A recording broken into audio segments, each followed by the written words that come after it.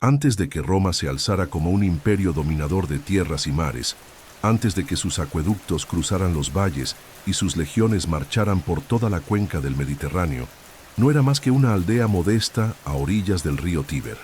Incluso en esa época primitiva, en la lenta transición de la monarquía a los primeros contornos republicanos, ya se sembraban las semillas de un sistema que definiría la base estructural de su economía durante siglos: la esclavitud. La esclavitud romana no nació como resultado inmediato de las conquistas, ni como una imposición externa. Fue, antes que nada, un reflejo de valores arcaicos que asociaban la derrota y la sumisión con la pérdida de la libertad. En un mundo donde la guerra era constante y la fuerza dictaba el destino de los hombres, convertirse en esclavo era el destino habitual de los vencidos.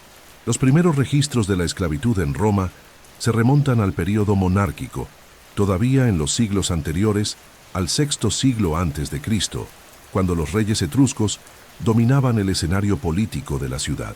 Los esclavos no solo eran obtenidos mediante conflictos militares, sino también por deudas, una práctica que persistiría hasta los conflictos sociales de la República. El ciudadano que no podía pagar sus obligaciones financieras podía convertirse legalmente en sirviente de su acreedor, muchas veces siendo obligado a trabajar en su casa o en sus tierras hasta saldar la deuda. Estos primeros sirvientes, llamados nexi, no eran exactamente esclavos en el sentido pleno de la palabra, pero vivían bajo duras condiciones de servidumbre y su libertad quedaba suspendida. A medida que Roma crecía en poder y población, también lo hacía la complejidad de su sociedad y con ella la necesidad de mano de obra. Los pequeños campos agrícolas familiares que sustentaban a los campesinos latinos comenzaron a coexistir con propiedades más grandes, donde el trabajo forzado ya comenzaba a ocupar un lugar. Sin embargo, la verdadera explosión de la esclavitud vendría con el advenimiento de la República y la consolidación del expansionismo militar. Las victorias sucesivas en los campos de batalla traían no solo territorios, sino también prisioneros, y estos prisioneros eran transformados inmediatamente en propiedad. Los romanos desarrollaron una mentalidad pragmática y brutal respecto a la esclavitud. Para ellos, la libertad era un privilegio de los nacidos libres y de los ciudadanos. El extranjero derrotado, el bárbaro capturado o incluso el romano endeudado no gozaban del mismo estatus moral ni jurídico. El concepto de dignidad estaba profundamente ligado a la libertas, y por lo tanto, el esclavo era visto como algo cercano a una herramienta humana. Esta visión, arraigada en el corazón de las instituciones y las costumbres, permitió que la esclavitud no solo fuera aceptada, sino glorificada en muchos círculos. En las primeras fuentes literarias romanas, como en Tito Livio, observamos que la esclavitud era una parte tan natural de la vida cotidiana que ni siquiera se cuestionaba moralmente. Los esclavos servían en las casas, cuidaban los campos, acompañaban a sus amos en la guerra y muchas veces eran confiados con responsabilidades administrativas. Ya en los primeros siglos de la República, la figura del esclavo estaba tan arraigada en el tejido de la ciudad que Roma parecía incapaz de funcionar sin él. El cuerpo político estaba compuesto por ciudadanos libres, pero el cuerpo económico se movía gracias a las manos invisibles de miles de hombres y mujeres, reducidos a la condición de propiedad. También es importante señalar que la esclavitud en Roma era una institución fluida. No existía un solo origen ni una única función para los esclavizados. Uno podía ser un guerrero derrotado, un niño abandonado vendido por un mercader o un criminal condenado a la servidumbre. Esta variedad de orígenes daba a la clase servil una diversidad étnica y cultural impresionante. Griegos, tracios, íberos, sirios, egipcios, nubios, todos en algún momento fueron absorbidos por la maquinaria esclavista romana. Y cada nueva conquista, cada nueva provincia anexada al imperio naciente, alimentaba ese engranaje con más y más vidas humanas. Esta estructura inicial sentó las bases para lo que sería, siglos después, una de las sociedades esclavistas más grandes de la historia antigua. Una sociedad donde el valor de un hombre se calculaba en denarios, donde el nacimiento, el color de piel o la lengua natal determinaban si alguien viviría en libertad o en cadenas. Pero para los romanos de la República primitiva, la esclavitud era menos una tragedia moral y más una necesidad funcional. Y es esa aceptación impasible, casi mecánica, del trabajo esclavo como base de la economía y el orden, lo que revela, con brutal nitidez, el espíritu de la Roma en ascenso. En las próximas etapas de la historia romana, veremos cómo esta práctica se expandió exponencialmente, moldeando no solo la economía del campo y de las ciudades, sino también la cultura, la política, la religión e incluso la idea misma de imperio. La esclavitud no fue solo una institución de Roma, fue la argamasa invisible que sostuvo en pie sus templos, teatros y ejércitos. Y como veremos, cada piedra erguida, cada camino pavimentado, cada cosecha abundante lleva silenciosamente la marca de un esclavo que jamás tuvo el derecho de ser recordado por su nombre. A medida que Roma dejaba de ser una potencia regional y se convertía en protagonista de las guerras por la hegemonía del Mediterráneo, el engranaje de la esclavitud adquiría proporciones colosales. Lo que comenzó como una práctica puntual se transformó en un sistema institucionalizado, alimentado no solo por deudas o nacimiento, sino sobre todo por el mayor combustible de la expansión romana, la guerra. En cada territorio conquistado, en cada ciudad sitiada, en cada pueblo subyugado, surgía un nuevo contingente de cuerpos humanos destinados al mercado de esclavos. Y era esa multitud silenciosa, derrotada a la sombra de los triunfos romanos, la que se convertía en el pilar invisible de la economía del imperio. La lógica era simple e implacable. Vencer significaba tomar todo del enemigo, tierras, riquezas y personas. Los vencidos que no eran asesinados eran aprisionados, y los prisioneros eran vendidos. Desde el siglo IV a.C., con la expansión en la península itálica, los generales romanos ya traían a casa miles de prisioneros. Pero fue tras las guerras púnicas, especialmente a finales del siglo III a.C., cuando la máquina esclavista de Roma alcanzó una nueva escala. La victoria sobre Cartago no solo aseguró la supremacía marítima y territorial, sino que también abrió las puertas a la captura sistemática de esclavos a gran escala, con especial protagonismo de Sicilia, Hispania y Grecia.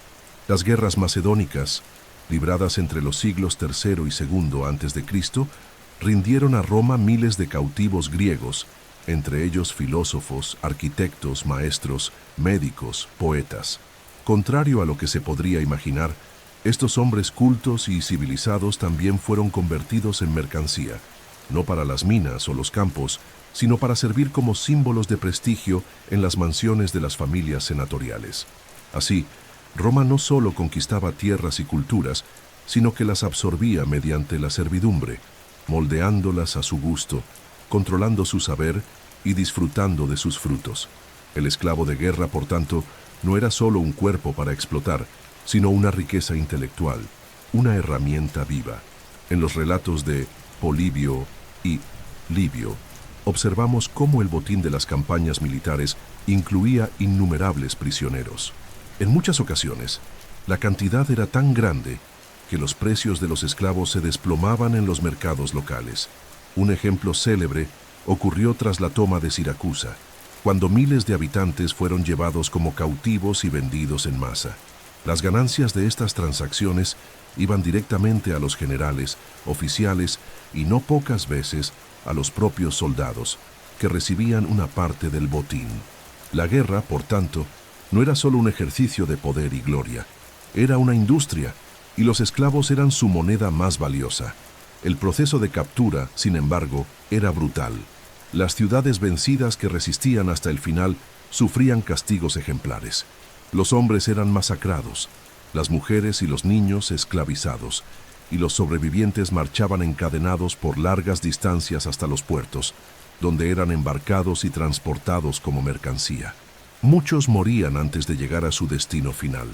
Los que sobrevivían pasaban por un ritual de deshumanización, recibían marcas, nombres genéricos y eran clasificados según su fuerza, edad y utilidad.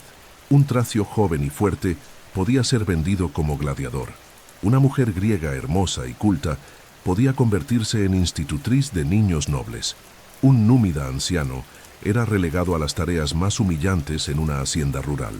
El crecimiento del imperio y el avance militar generaban una retroalimentación económica. Cuanto más conquistaba Roma, más esclavos obtenía. Cuantos más esclavos tenía, más podía expandir su agricultura, su minería, su construcción civil. Y cuanto más crecía su economía, más dinero y poder había para financiar nuevas guerras. Era un ciclo cerrado de dominación y producción, basado en la explotación humana. Y el Estado romano, consciente de ello, incentivaba ese modelo, premiando a sus generales y permitiendo que los beneficios de la guerra fueran, en gran parte, privatizados. Era la victoria transformada en ganancia, la gloria convertida en moneda, la espada convertida en arado, pero empuñada por manos cautivas. Las plazas y mercados de las grandes ciudades romanas se abastecían continuamente con estos seres humanos capturados.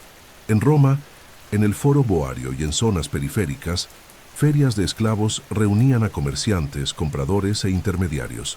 Los recién llegados eran exhibidos como ganado.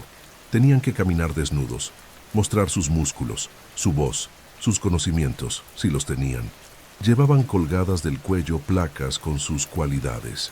La presencia constante de esclavos de guerra, llegados desde los 4 rincones del mundo conocido, transformaba la propia fisonomía de Roma. Se oían múltiples lenguas en las calles, dioses extranjeros se infiltraban en los ritos domésticos y culturas diversas convivían, todas bajo el dominio de la esclavitud. A finales del siglo II a.C., la presencia de estos esclavos de guerra ya era tan numerosa que provocó no solo cambios económicos, sino también tensiones sociales. Pequeños propietarios libres, arruinados por la competencia con los latifundios, abastecidos por mano de obra esclava, migraban a Roma en busca de pan y asistencia. Comenzaba a formarse una masa urbana empobrecida y sin función productiva, sostenida por el Estado con granos subsidiados, mientras los campos eran cultivados por cautivos. Así, la expansión de la esclavitud de guerra provocaba una paradoja: enriquecía a la élite y debilitaba la base social de la República. A lo largo de los siglos, este modelo se consolidó como el motor oculto del Imperio Romano. La esclavitud alimentada por la guerra hacía posible la existencia de ciudades monumentales, arenas colosales, palacios lujosos y ejércitos permanentes. Pero detrás de cada mosaico, cada columna de mármol, cada cosecha abundante, había un cuerpo vencido, un alma herida, un nombre borrado. La conquista romana fue también la institucionalización del cautiverio como normalidad, y el soldado vencedor era, inevitablemente, el verdugo involuntario de un nuevo esclavo. Cuando se imagina la antigua Roma en toda su opulencia, es imposible disociar esa imagen de la presencia constante y silenciosa de los esclavos domésticos. En los mármoles pulidos de las villas patricias, en los pasillos sombreados de las insulae, en los baños termales y en las escuelas privadas, las manos que servían, limpiaban, enseñaban y obedecían eran, en su mayoría, de hombres y mujeres que no poseían su propio destino. La esclavitud urbana, distinta de la rudeza de las minas o la brutalidad de las haciendas, representaba una capa más sutil y compleja de la sociedad romana, donde el control no se ejercía solo por la fuerza, sino también por la vigilancia constante, la proximidad y la ilusión de participar en un mundo que nunca les pertenecería. En las grandes domus de la élite senatorial y ecuestre, los esclavos formaban el núcleo del engranaje doméstico. Eran sirvientes de mesa, camareros, cocineros, jardineros, músicos, bibliotecarios, pedagogos y secretarios. Un hogar romano de alta posición podía tener decenas, a veces cientos de esclavos, organizados en jerarquías precisas, como si fueran un pequeño estado. Algunos eran especializados, entrenados desde la juventud para funciones específicas. Otros vivían a disposición, listos para cualquier orden del dominus, el señor de la casa. Esta organización no solo reflejaba el poder de la familia, sino también su sofisticación. Cuanto más variada y numerosa fuera la familia servil, mayor era el prestigio de su dueño. Los paedagogi, por ejemplo, Eran esclavos griegos letrados, responsables de la educación de los niños. Considerados valiosos, estos hombres eran a menudo tratados con cierta deferencia, aunque jurídicamente seguían siendo propiedad. En muchos hogares, las matronas confiaban sus hijos a estos maestros esclavizados, permitiéndoles moldear la mente de la futura élite de Roma. Otros esclavos urbanos actuaban como escribas, contadores e incluso médicos, profesiones prestigiosas que paradójicamente podían ser ejercidas por personas desprovistas de libertad. Esta convivencia entre dependencia funcional y desprecio legal revela el carácter ambiguo de la esclavitud doméstica. Los sirvientes eran cercanos, a veces incluso afectuosos, pero nunca dejaban de ser cosas ante los ojos de la ley. La presencia continua de los esclavos dentro de las residencias creaba un universo de vigilancia mutua y tensión latente. Los señores temían conspiraciones, envenenamientos, fugas. Los esclavos vivían bajo la amenaza constante de castigos físicos o de ser revendidos a un nuevo amo. Las leyes permitían a los señores infligir penas severas por actos considerados irrespetuosos o perezosos. En casos extremos, todos los esclavos de una casa podían ser ejecutados si uno de ellos asesinaba al señor, incluso sin la participación de los demás, como se hizo tristemente célebre en el caso de Lucio Pedáneo II, ocurrido a mediados del primer siglo después de Cristo, cuando cerca de 400 esclavos fueron condenados a muerte por el asesinato de su amo. A pesar del control severo, existían estrategias más sutiles de dominación. Muchos señores estimulaban la rivalidad entre los esclavos, premiaban la delación, ofrecían recompensas por fidelidad y permitían pequeños privilegios a algunos elegidos. Así, creaban divisiones internas que debilitaban la solidaridad entre los cautivos. La esclavitud urbana, aunque más refinada que la rural, exigía del esclavo una constante actuación de obediencia, inteligencia emocional y vigilancia sobre sus propios sentimientos. Una palabra fuera de tono, un gesto de cansancio, una mirada de desprecio podía costar caro.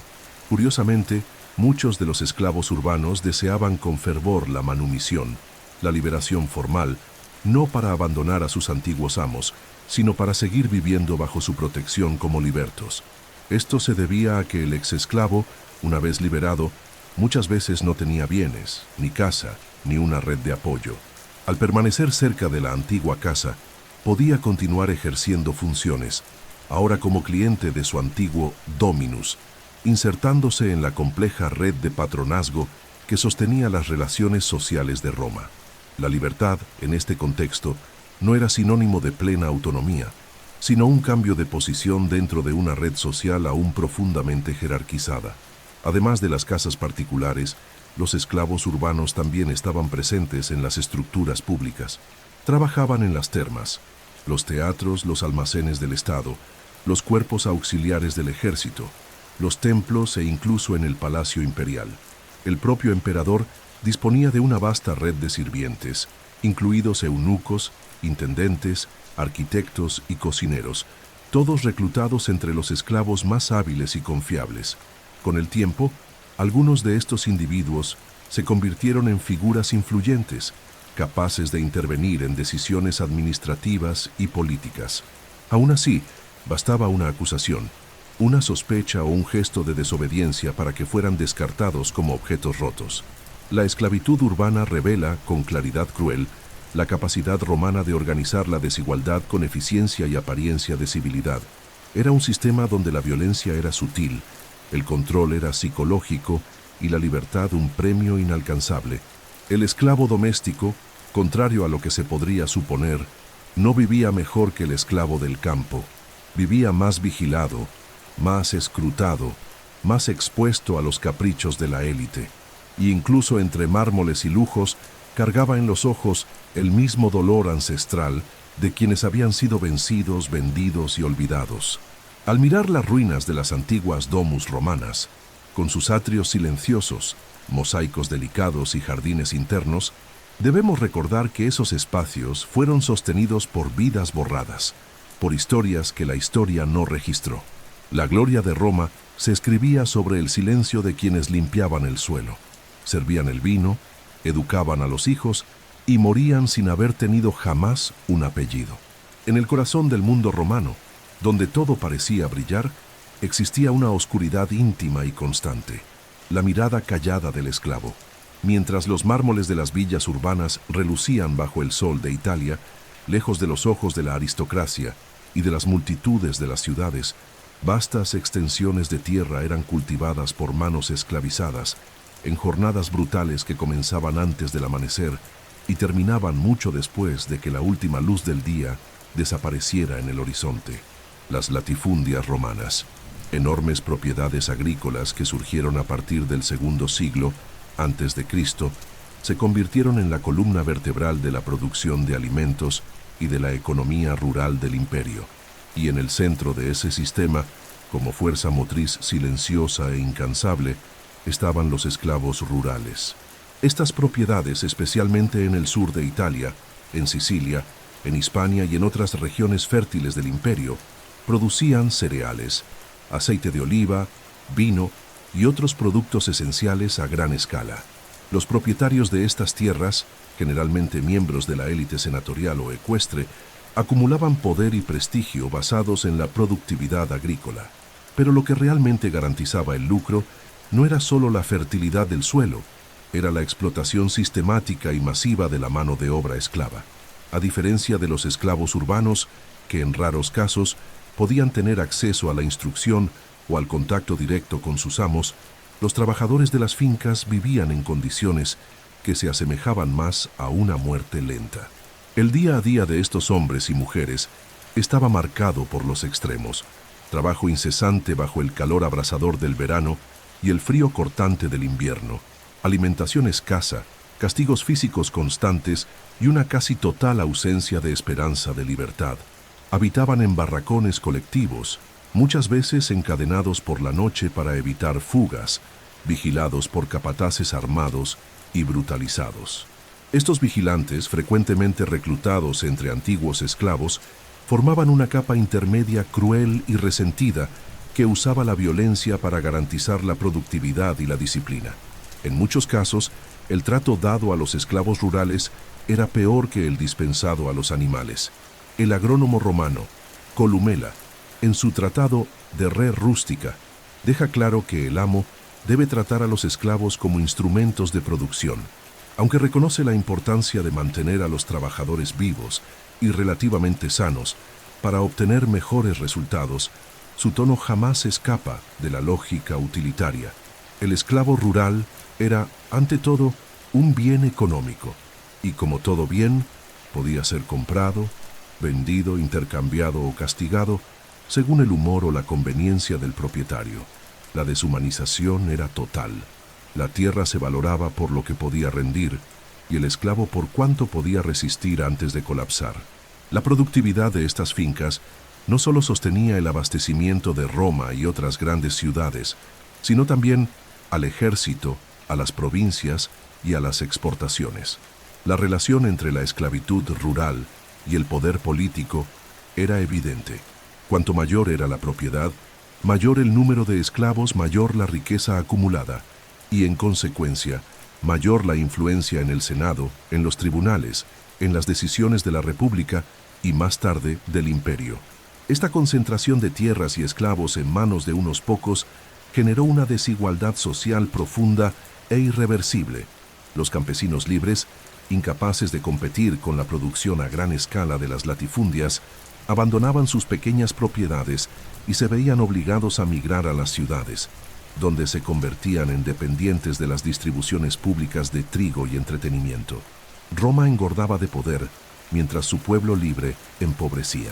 En las regiones más remotas, especialmente en Sicilia y el sur de Italia, la concentración de esclavos era tan alta que estallaron diversas revueltas, siendo la más célebre la de Espartaco, en el primer siglo antes de Cristo.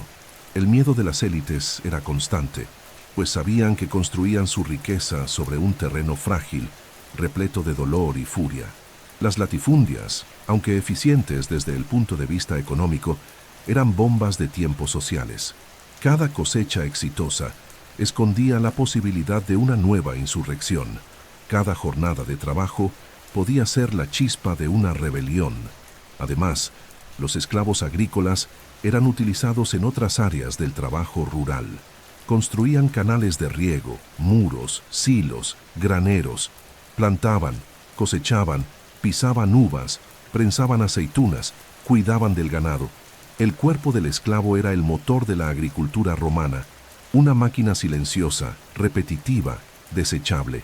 En tiempos de sequía o plagas, cuando la producción caía, ellos eran los primeros en sufrir. Con sus raciones aún más reducidas, castigados por el fracaso de la naturaleza, morían por miles, sin que sus nombres fueran jamás registrados. Con el pasar de los siglos, la importancia estratégica de estas fincas se volvió tan vital que muchos senadores se interesaban más por sus beneficios agrícolas que por cualquier otra actividad política. La República agonizaba bajo el peso de las ambiciones individuales, y las fortunas levantadas sobre la esclavitud rural se convertían en instrumentos de corrupción, clientelismo y decadencia moral. Los gritos ahogados de las plantaciones no solo alimentaban la ciudad, sostenían la ilusión misma de estabilidad y orden. Hoy, cuando los arqueólogos desentierran ánforas de aceite, fragmentos de herramientas u osamentas enterradas en antiguas villas agrícolas, encuentran vestigios de una civilización que se decía refinada, pero que construyó su abundancia sobre el sufrimiento meticulosamente administrado de millones. El campo romano no era bucólico, era una máquina de triturar cuerpos y extraer riqueza. Y esa máquina no habría funcionado sin la fuerza invisible y aplastada de los esclavos que, de sol a sol, mantenían en pie al imperio. Si los campos alimentaban el cuerpo del imperio romano, las minas y canteras le proporcionaban su esqueleto, el hierro de las armas, el plomo de las cañerías, el mármol de los templos, el oro de las monedas, el cobre de los espejos y estatuas, y la sal que conservaba los alimentos y los cuerpos. Sin embargo, detrás de cada destello de brillo, detrás de cada monumento de mármol que aún hoy reluce bajo el sol mediterráneo, existía un mundo oscuro, subterráneo, húmedo y asfixiante, donde miles de esclavos perdían la juventud, la salud y la vida.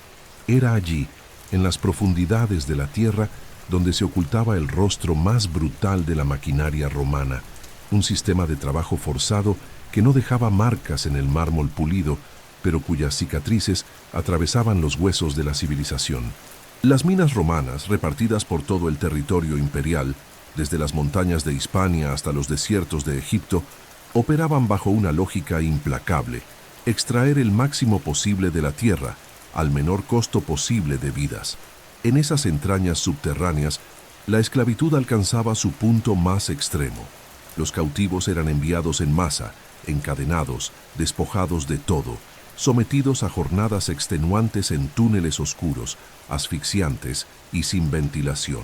Trabajaban desnudos o con harapos mínimos, respirando polvo de sílice, plomo o azufre, con los pulmones ennegrecidos y los cuerpos en carne viva. Muchos morían en pocas semanas. Los que sobrevivían se convertían en sombras tambaleantes, marcadas por un dolor permanente. La extracción de metales preciosos como el oro y la plata era vital para la economía monetaria romana. El Estado, mediante contratos con empresarios o directamente por administración imperial, explotaba intensamente regiones como las Médulas, en la actual España, uno de los mayores complejos mineros del mundo antiguo. Allí, miles de esclavos removían tierras, excavaban laderas, desviaban ríos, todo en nombre de la riqueza que alimentaría el tesoro público y el lujo privado. Plinio el Viejo, al describir estas minas, afirmaba que ninguna actividad humana era tan destructiva. Él mismo decía: allí no se vive, se sobrevive durante un breve intervalo entre el sufrimiento y la muerte. Pero las minas no estaban solas en ese infierno productivo. Las canteras romanas, como las famosas de mármol de Carrara, en el norte de Italia, también empleaban a multitudes de esclavos. Allí, el objetivo era extraer bloques gigantescos de roca para ornamentar templos, foros, palacios y termas. El trabajo exigía una fuerza sobrehumana, precisión y resistencia. Los cautivos utilizaban palancas, martillos, cuerdas y cuñas de madera empapadas en agua que, al expandirse, quebraban la piedra.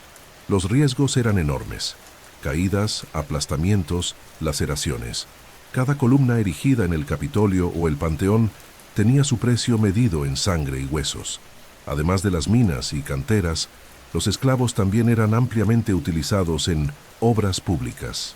Las legiones romanas, famosas por su disciplina, frecuentemente dirigían la construcción de caminos, puentes, puertos, acueductos y murallas, pero la mano que cargaba las piedras, que mezclaba el cemento, que alzaba los pilares, era casi siempre la del esclavo. En Roma y en las grandes ciudades del imperio, proyectos monumentales como los Baños de Caracalla, el Coliseo o el Amnacua Claudia dependían de legiones enteras de trabajadores forzados. La grandeza arquitectónica de Roma fue construida con sudor involuntario. En los frentes de obra, los esclavos eran tratados como herramientas desechables. Cuando uno moría, era reemplazado. Cuando enfermaba, era apartado hasta morir. No había asistencia médica, no había descanso. El cuerpo se consumía hasta el límite. La productividad era la única medida de valor. El resultado final, la obra terminada, el monumento erguido, eso era lo que se celebraba, se ovacionaba, se eternizaba. El dolor que lo alzó, ese era ignorado, olvidado, borrado deliberadamente de la narrativa. La presencia de los esclavos en la infraestructura romana también se extendía a los puertos y arsenales. Cargaban mercancías, construían barcos, manejaban grúas de madera, limpiaban alcantarillas, reparaban acueductos, desobstruían galerías.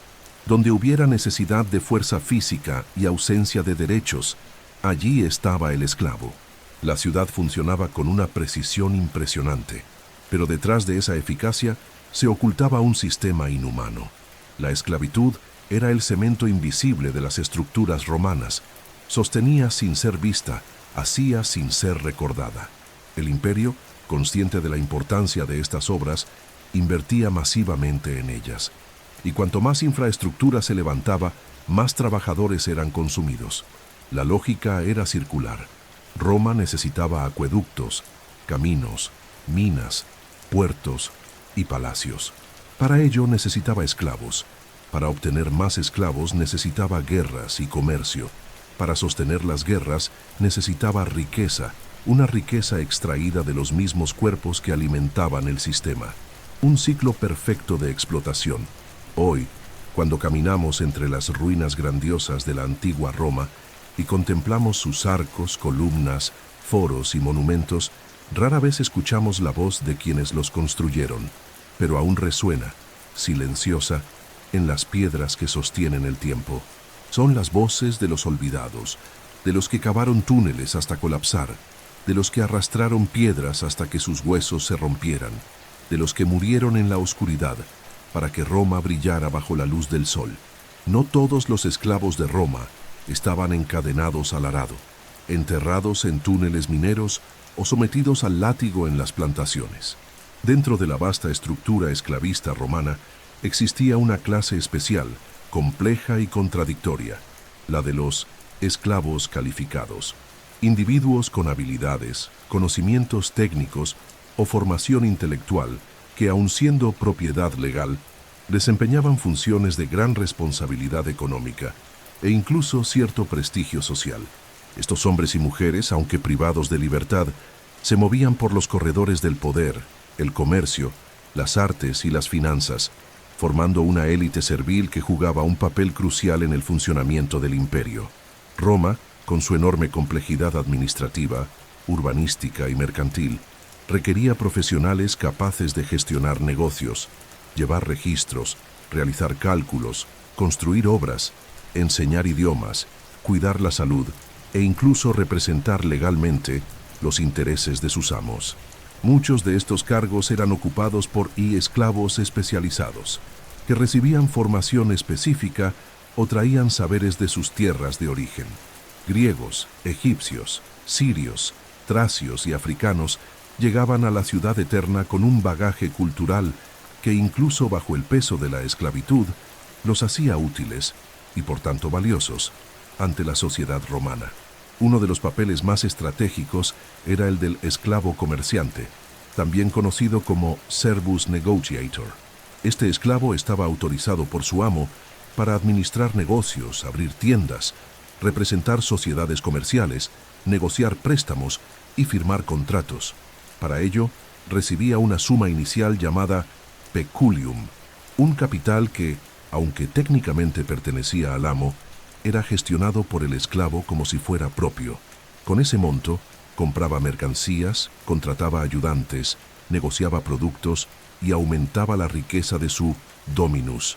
En muchos casos, el éxito del negocio permitía al esclavo comprar su libertad. Pero el riesgo siempre era real. Toda ganancia era del amo, y cualquier pérdida recaía enteramente sobre el esclavo gestor. Otro grupo notable era el de los esclavos artesanos y técnicos: carpinteros, herreros, albañiles, alfareros, vidrieros, pintores y escultores.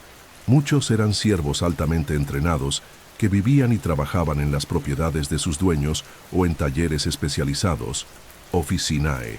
Estos esclavos no solo producían bienes valiosos, sino que también transmitían conocimientos técnicos a las siguientes generaciones. Las villas romanas frecuentemente contaban con talleres donde se elaboraban mosaicos, esculturas y pinturas hechas por manos esclavas, con precisión y maestría, y a pesar de la belleza de sus creaciones, rara vez recibían reconocimiento. La obra era atribuida al amo. El artista permanecía invisible. En el campo de la medicina, sorprendentemente, muchos médicos romanos eran esclavos. Procedentes principalmente de Grecia, estos hombres habían sido formados en escuelas tradicionales y, al ser esclavizados, se convertían en instrumentos preciosos.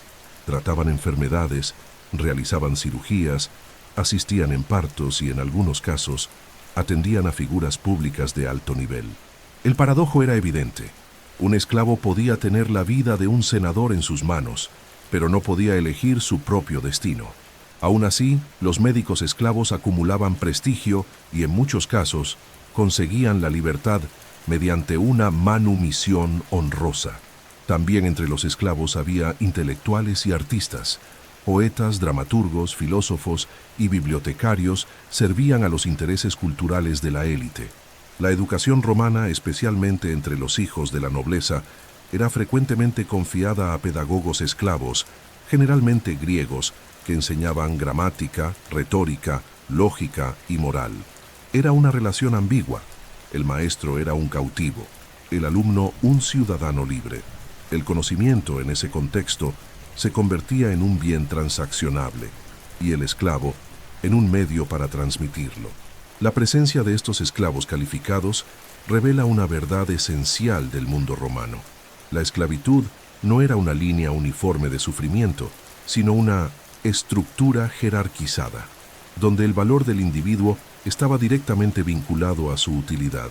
Un esclavo fuerte podía ser enviado a las minas, uno con buena voz, a los teatros, uno con inteligencia matemática, a las cuentas, y así Roma transformaba talentos en instrumentos de lucro. La habilidad se convertía en una cadena de oro, menos visible pero igual de limitante. Sin embargo, esa movilidad relativa dentro de la esclavitud también producía contradicciones. Esclavos ricos, sí, los hubo, eran mirados con desconfianza por hombres libres pobres. Exesclavos que se enriquecieron como comerciantes o empresarios generaban envidia e incomodidad entre la plebe urbana. La línea entre libertad y servidumbre, en esos casos, se volvía borrosa, y Roma, con toda su rigidez social, se veía obligada a tolerar esas ambigüedades, pues de ellas extraía poder y eficiencia. Los libertos que surgían de estos procesos, muchos de ellos exesclavos calificados, componían una nueva capa social, la de los liberti. Podían casarse, poseer bienes, formar clientelas e incluso ascender económicamente. Algunos llegaron a ser tan influyentes que sus descendientes ocuparon cargos políticos y militares. Sin embargo, el estigma permanecía. La sociedad romana jamás olvidaba que en algún momento esos hombres y mujeres habían sido propiedad, y por más lejos que llegaran, llevaban el pasado como una sombra eterna. En resumen, los esclavos calificados no fueron excepciones, fueron engranajes fundamentales de la máquina romana. Eran quienes administraban, construían, curaban, educaban y enriquecían el imperio desde dentro, como los nervios de un cuerpo que jamás los reconocía como parte legítima. Su historia es la historia de la inteligencia puesta al servicio de la opresión. Y por eso, al contemplar la genialidad romana en sus obras, sus instituciones y su cultura, es necesario recordar que gran parte de lo que llamamos grandeza fue producido bajo cadenas, algunas de hierro, otras de oro, pero todas igualmente silenciosas. Detrás de la pompa de los triunfos romanos, de las cosechas abundantes de las latifundias, de los espectáculos teatrales y de los baños públicos, existía una escena cotidiana, brutal y esencial: el mercado de esclavos. Repartidos por las ciudades del imperio, de Roma a Antioquía, de Cartago a Alejandría, estos mercados eran el centro neurálgico donde el cuerpo humano se reducía a mercancía, evaluado, negociado y transferido como si fuera un animal o un objeto utilitario. El mercado de esclavos no era un submundo oculto de la sociedad romana. Al contrario, era un pilar central de su economía, una institución tan normalizada como las ferias agrícolas o los tribunales de justicia. En la propia ciudad de Roma, zonas como el Ponforo Boario, originalmente destinado al comercio de ganado, también albergaban el tráfico humano. Allí, en pleno corazón de la capital imperial, cientos de esclavos recién llegados, muchos provenientes de guerras en las fronteras o del interior de las provincias, eran exhibidos ante la mirada atenta de los compradores. Atados, desnudos o casi desnudos, hombres, mujeres y niños se colocaban sobre pedestales, giraban sus cuerpos por orden, se les examinaban los dientes, se palpaban sus músculos, se interrogaban sus cicatrices. Colgando del cuello llevaban una pequeña tablilla, el titulus, que indicaba sus cualidades, origen, edad y defectos, como enfermedades, antecedentes de fuga o problemas de conducta. El lenguaje comercial era preciso, cruel y carente de pudor. Un esclavo fuerte, joven y obediente tenía un valor elevado. Una mujer hermosa y sumisa podía venderse por precios aún más altos, especialmente si era virgen o estaba educada. Los niños sanos eran buscados por familias que deseaban criados desde la infancia. En cambio, esclavos mayores, con marcas de castigo, dientes rotos o salud deteriorada, se vendían a precios bajos, muchas veces en lotes, como sobras del comercio. Las descripciones encontradas en inscripciones y contratos revelan que cada aspecto del ser humano era transformado en cifra. El alma era ignorada. El valor residía en la función. Las subastas se realizaban al aire libre o en espacios cerrados, donde los mercaderes podían exhibir sus productos con mayor control. En muchos casos, los esclavos eran lavados, untados con aceites e incluso maquillados para parecer más presentables. Algunas casas especializadas disponían de salones con iluminación planificada, aromas agradables y vendedores hábiles que sabían persuadir a los clientes con discursos ingeniosos. La técnica de venta era refinada. Se exaltaba la docilidad, la inteligencia, la fuerza o incluso la fertilidad de la esclava si el comprador deseaba ampliar su propiedad mediante hijos. El valor de los esclavos variaba enormemente según el mercado, la época y las condiciones políticas. Durante periodos de guerra y expansión, como en las guerras macedónicas o las campañas de César en las Galias, la oferta de prisioneros era tan abundante que los precios caían en picado. En tiempos de paz o crisis, cuando el suministro era más escaso, los precios aumentaban, especialmente para esclavos calificados. Fuentes como Cicerón y Suetonio relatan compras que alcanzaban cifras astronómicas, como en el caso de músicos, maestros griegos o médicos altamente valorados. Además de las compras directas, existía también el sistema de alquiler de esclavos, especialmente en las ciudades. Amos que no deseaban vender a sus siervos, pero querían lucrar con sus habilidades, los alquilaban por días, semanas o meses. Un escriba, por ejemplo, podía ser alquilado para redactar documentos oficiales. Un artesano podía trabajar en una obra pública durante un tiempo determinado, recibiendo un pago directo del Estado que en realidad se transfería al dueño del esclavo. Esta práctica ampliaba la circulación económica de la esclavitud y revelaba su total integración en el tejido urbano. El mercado de esclavos estaba regulado por leyes específicas, como la responsabilidad del vendedor por vicios ocultos. Si un esclavo vendido presentaba enfermedades mentales, comportamiento violento o intentos de fuga no previamente informados, el comprador podía exigir la devolución o el reembolso. Este tipo de legislación, registrada en el derecho romano, no buscaba proteger al esclavo, sino garantizar la confianza y seguridad de las transacciones comerciales. La justicia romana se preocupaba más por el buen funcionamiento del mercado que por el destino de las vidas negociadas. También había ferias periódicas en regiones provinciales, especialmente en puertos concurridos y ciudades fronterizas. En esos lugares, los esclavos eran frecuentemente mezclados con otros bienes, ganado, grano, telas, reforzando la percepción de que el cuerpo humano era solo otra mercancía más en el intercambio del mundo romano.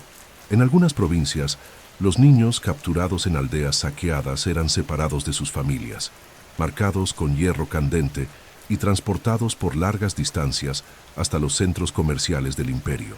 El viaje, realizado en malas condiciones, costaba la vida de decenas antes de llegar a su destino. Lo más aterrador, sin embargo, era la normalización de este comercio. Para el ciudadano romano promedio, el mercado de esclavos era tan cotidiano como el de verduras. No había escándalo ni vergüenza. Los esclavos no eran personas, eran propiedades con nombre, precio y utilidad, y cuando morían, eran reemplazados con la misma naturalidad con que se cambiaba una herramienta rota. Esta banalización de la existencia reducía los horrores de la esclavitud a una operación contable, perpetuando un sistema que, por cruel que fuera, permanecía invisible a los ojos de la mayoría. Y así, en los mercados, en las plazas, en los foros y en los muelles, Roma construía su gloria sobre la exposición pública del dolor privado. Las sonrisas forzadas de los esclavos, sus ojos vacíos, sus cuerpos inmóviles mientras eran inspeccionados, contaban una historia que la historia oficial prefirió no narrar, pero existió. Sostuvo templos, fortaleció legiones, alimentó ciudades. Y sus ecos aún resuenan en las piedras, en las ruinas, en los registros fragmentarios de un mundo que supo vender cuerpos, pero se negó a ver sus almas. Roma, más que cualquier otra civilización de la antigüedad, transformó la esclavitud no solo en un pilar económico, sino en una coinstitución jurídica consolidada, legitimada por leyes, costumbres y decretos que penetraban todas las esferas de la vida civil. En su obsesión por el orden y el derecho, los romanos construyeron una de las arquitecturas legales más complejas de la historia, y en el corazón de ese edificio latía una paradoja cruel. Un imperio que se enorgullecía de su justicia, pero que sostenía su estructura sobre la deshumanización legalizada de millones de personas. En el mundo romano, el esclavo no era una persona jurídica, sino una res, una cosa, una propiedad. Esta condición quedaba registrada de forma inequívoca en el Corpus Juris Civilis, recopilado siglos más tarde durante el período bizantino, pero cuyas raíces se encontraban en el día a día de la República y del Imperio. Para el derecho romano, el esclavo era un bien mueble, como un animal de carga o una herramienta. Su dueño tenía poder absoluto sobre él, poder de uso, castigo, venta, alquiler, donación e incluso eliminación, aunque con el tiempo se introdujeron ciertas limitaciones, más por razones económicas y de estabilidad social que por compasión. Desde la Ley de las 12 Tablas, redactada hacia el siglo V a.C., ya se establecían normas sobre la servidumbre por deudas que permitían que un ciudadano romano, en caso de impago, se convirtiera en esclavo temporal de su acreedor. Esta forma de esclavitud, llamada nexum, no era perpetua, pero representaba un precedente jurídico terrible. Un ciudadano podía ser despojado temporalmente de su libertad y sometido al trabajo forzado. Con el tiempo, especialmente tras las reformas sociales y políticas del final de la República, esta forma de servidumbre fue prohibida, no por principios éticos, sino por conveniencia política y para contener el descontento de la plebe urbana. Los esclavos extranjeros, capturados en guerras o comprados en mercados, ni siquiera contaban con esa protección parcial. Podían ser castigados físicamente sin restricción, vendidos en cualquier momento, separados de sus familias, marcados con hierro candente y asesinados sin que el amo enfrentara consecuencias, al menos hasta los períodos imperiales más tardíos. El castigo era una parte esencial del sistema esclavista. Las penas variaban entre azotes, confinamientos, mutilaciones y ejecuciones públicas. El temor era utilizado como instrumento de control y el aparato legal se encargaba de institucionalizar esa lógica. Con el paso de los siglos, surgieron algunas regulaciones puntuales, no para proteger a los esclavos en sí, sino para evitar abusos que pudieran causar inestabilidad social. El emperador Augusto, por ejemplo, estableció ciertas normas sobre la manumisión para contener el crecimiento excesivo de la población liberta. Más adelante, Adriano prohibió la ejecución arbitraria de esclavos por parte de sus dueños sin juicio previo, y Antonino Pío Tzatzes introdujo medidas que permitían a los esclavos denunciar malos tratos ante magistrados si lograban sobrevivir hasta el tribunal. Estas reformas, por progresistas que parezcan, mantenían intacta la esencia del sistema.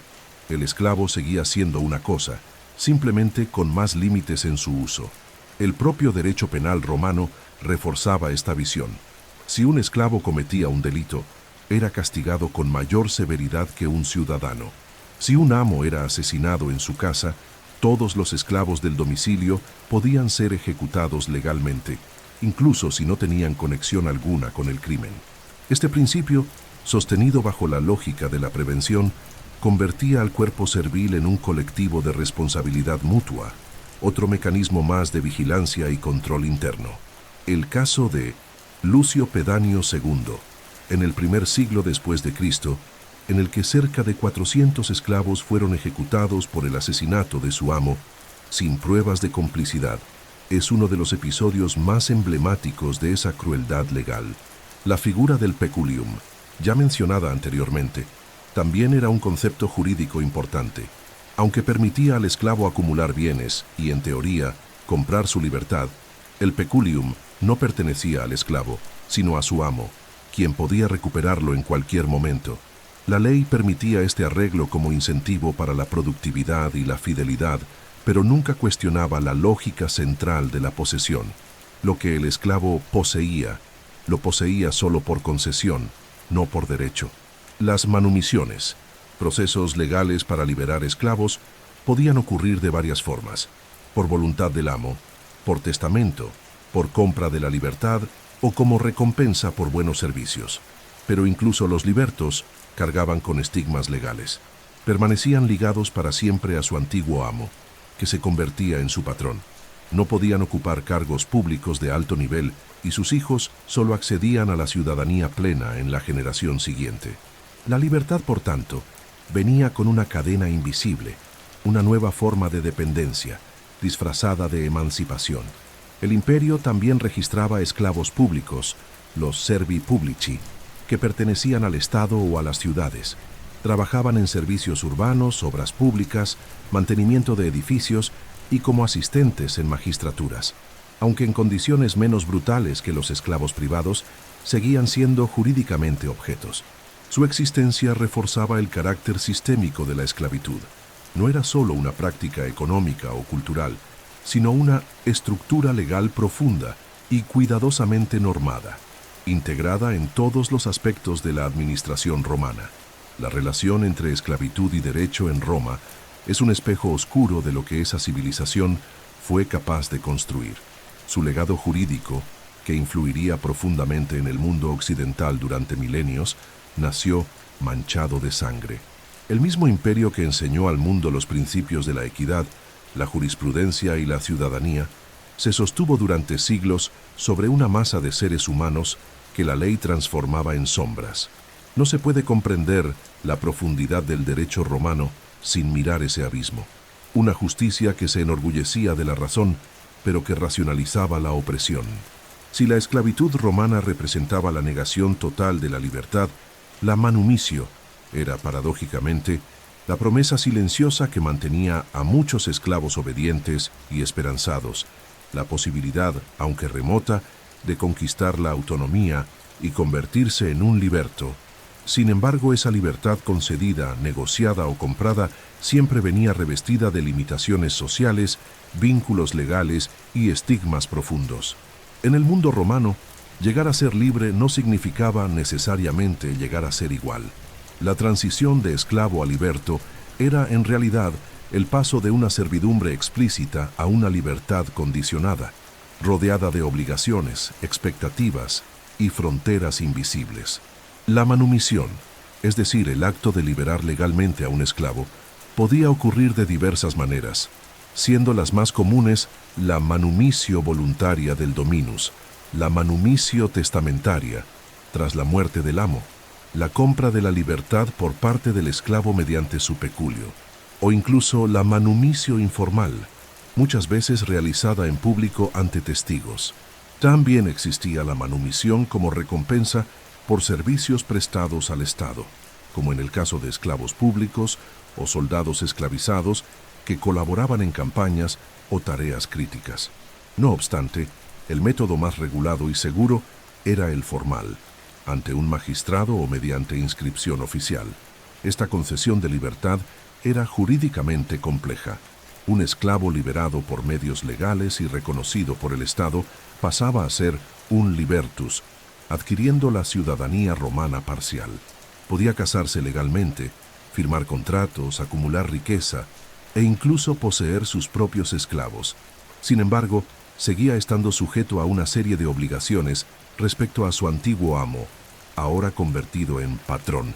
Este patrón exigía del liberto fidelidad, respeto público, ciertos servicios, como participación en rituales religiosos o actos políticos, y en muchos casos, un pago periódico. El vínculo de dependencia persistía, pero ahora bajo el manto del clientelismo. Esta estructura era reforzada por la tradición del patrocinium. El liberto se incorporaba a la red de clientela de su antiguo amo, de quien se esperaba apoyo político, homenajes en ceremonias y el reconocimiento como figura de autoridad. Incluso habiendo conquistado la libertad, su identidad seguía definida por el pasado servil. Por eso, muchos libertos permanecían en las casas de sus antiguos amos o mantenían relaciones económicas y sociales con ellos, una continuidad práctica de la servidumbre, aunque transformada jurídicamente. El acceso a la manumisión era desigual.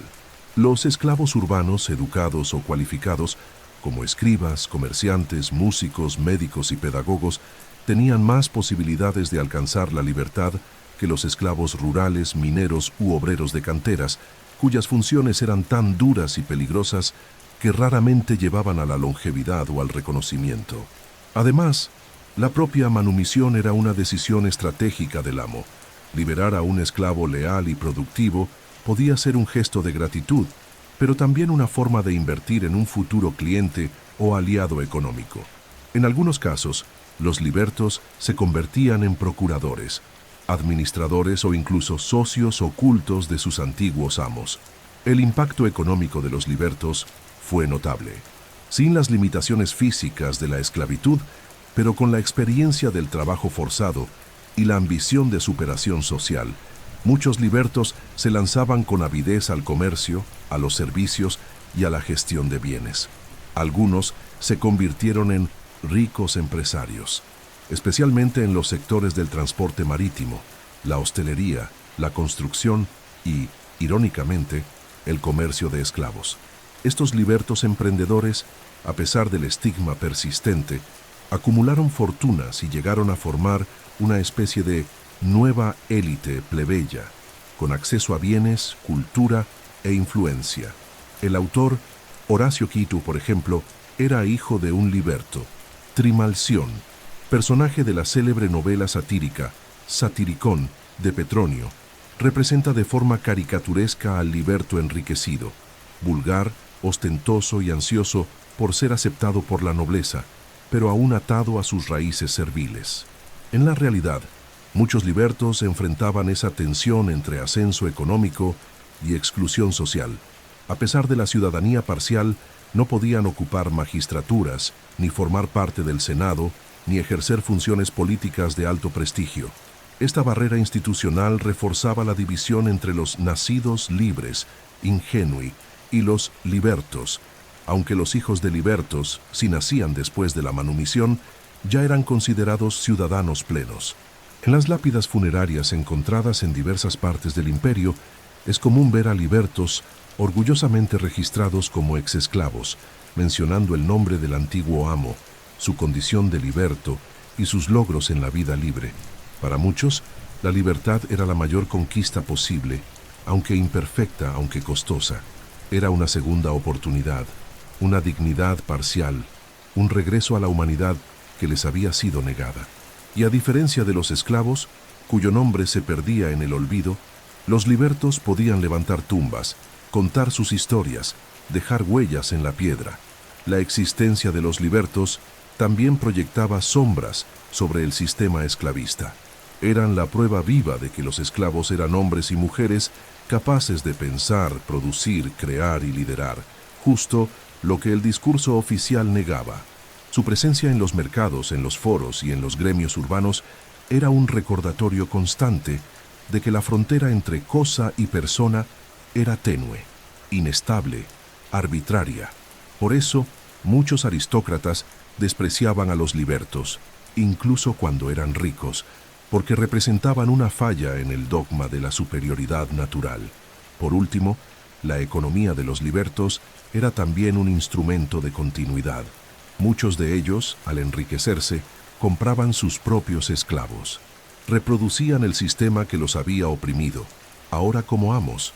Este ciclo, aunque trágico, revela la fuerza estructural de la esclavitud en la mentalidad romana. Incluso quienes escapaban de ella seguían viéndola como parte natural del orden de las cosas. La libertad en Roma no era una ruptura, era una transición condicionada, un permiso para existir en un nuevo peldaño de la pirámide social, pero sin olvidar jamás quién había colocado el primer ladrillo. En el corazón palpitante de la antigua Roma, donde los dioses se multiplicaban en altares públicos y nichos domésticos, donde los sacrificios perfumaban el aire de las plazas y las procesiones se entrelazaban con las fiestas cívicas, los esclavos caminaban entre templos y rituales como sombras humanas, toleradas pero jamás plenamente incluidas en lo sagrado. Para los romanos libres, la religión era un acto de pertenencia política, moral y ancestral. Para los esclavizados, era un espacio ambiguo, a veces refugio, a veces frontera. Aunque se les permitía rendir culto a los dioses, participar en ritos y hacer ofrendas, su presencia en el ámbito espiritual estaba marcada por la desigualdad, la exclusión simbólica y la vigilancia constante. La religiosidad romana era esencialmente cívica y ritualista, más preocupada por la ejecución correcta de las fórmulas que por la fe interior.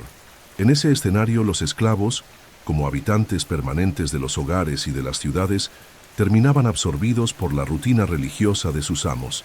En las Domus Pins Patricias, por ejemplo, los esclavos participaban en los cultos familiares a los lares y penates, divinidades protectoras del hogar y la familia.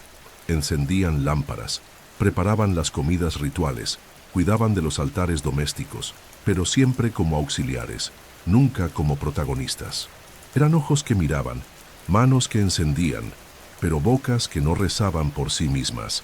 Al mismo tiempo, muchos esclavos, especialmente los provenientes de otras regiones del imperio, traían consigo sus propios dioses y creencias. En sus momentos de intimidad o en pequeños grupos, rendían culto a divinidades orientales como Isis, Cibeles, Mitra o a dioses africanos y asiáticos. Que esa religiosidad subterránea, muchas veces considerada supersticiosa por las élites, era en realidad un mecanismo de preservación cultural y resistencia simbólica. La fe se convertía en un santuario secreto donde el esclavo podía recordar quién había sido antes de la esclavitud y soñar tal vez con la libertad futura. Con el tiempo, los cultos mistéricos, especialmente los de Mitra e Isis, empezaron a atraer no solo a esclavos, sino también a soldados, libertos e incluso a miembros de la clase media romana.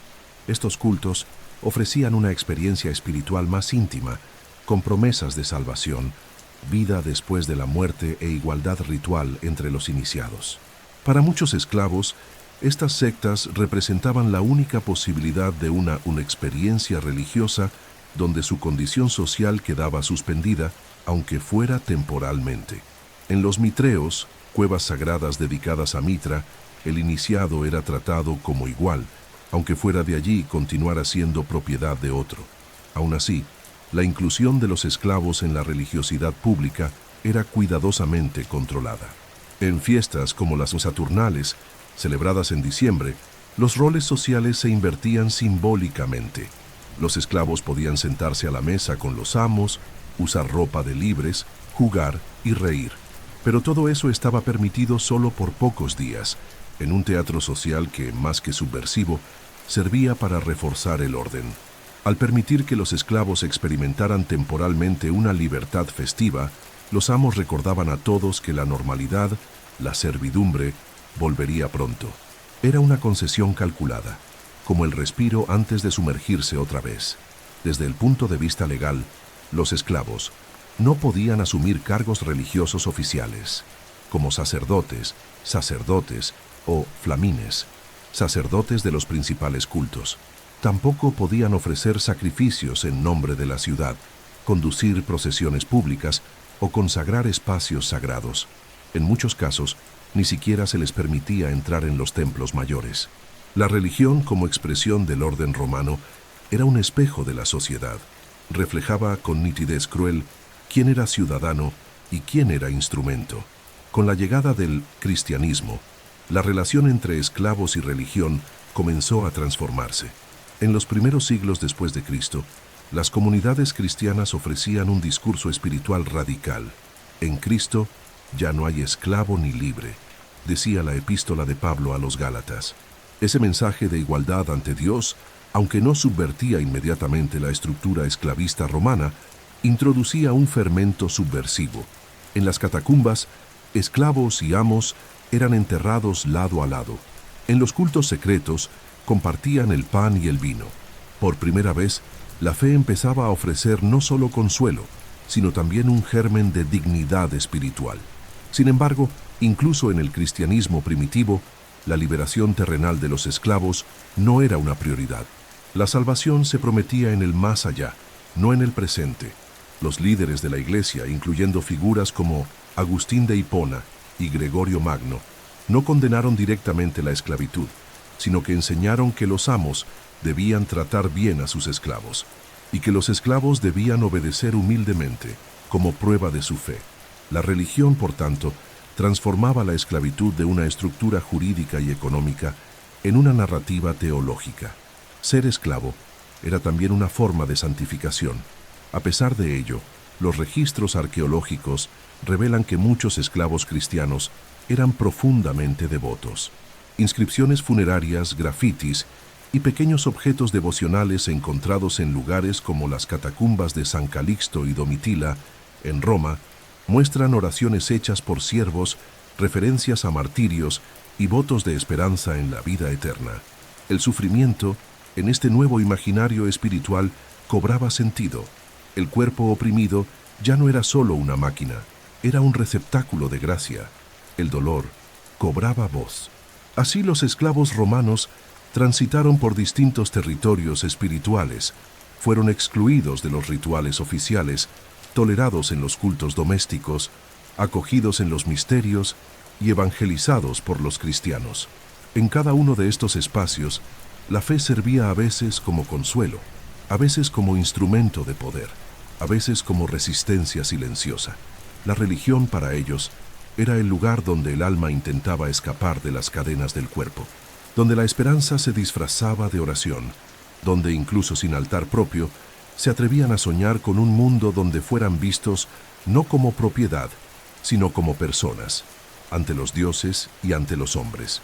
A lo largo de la vasta y brutal historia de la esclavitud en Roma, marcada por la sumisión silenciosa y la normalización de la violencia, hubo momentos en los que el grito ahogado de los oprimidos rompió las cadenas del miedo e incendió el imperio con una furia desesperada. Esos momentos fueron raros, sangrientos, muchas veces aplastados antes de madurar, pero fueron reales. Entre todos los levantamientos registrados en los anales del poder romano, ninguno fue tan impactante, tan temido, tan simbólico como la rebelión liderada por un hombre que se convertiría contra todo pronóstico en un símbolo eterno de la resistencia contra la esclavitud, Espartaco. Originario de Tracia, Espartaco era, según fuentes como Plutarco y Napiano, un ex soldado capturado, esclavizado y enviado a ser entrenado como gladiador en la escuela de Capua, en el sur de Italia. Allí, entre hierros, gritos y sangre derramada en las arenas, no solo encontró el infierno de la sumisión, sino también la chispa de la rebelión. En el año 73 a.C., él y cerca de 70 gladiadores rompieron las puertas de la escuela, se armaron con utensilios de cocina y armas improvisadas y escaparon hacia las laderas del Vesubio. Así comenzaba lo que se conocería como la Tercera Guerra Servil, el mayor levantamiento de esclavos en la historia de Roma. Lo que empezó como una huida, pronto se transformó en rebelión. Esclavos rurales de fincas vecinas, campesinos pobres e incluso desertores del ejército comenzaron a unirse a Espartaco. En pocos meses, el grupo superaba los 40.000 hombres. A diferencia de otras revueltas aisladas que terminaban en pocos días, esta ganó cuerpo, organización y propósito. Espartaco no era solo un líder militar improvisado, era carismático, estratega, y parecía impulsado por algo más profundo que la venganza, la creencia de que era posible romper el ciclo de la servidumbre, destruir las bases del sistema que los aprisionaba y alcanzar la libertad, para él y para todos.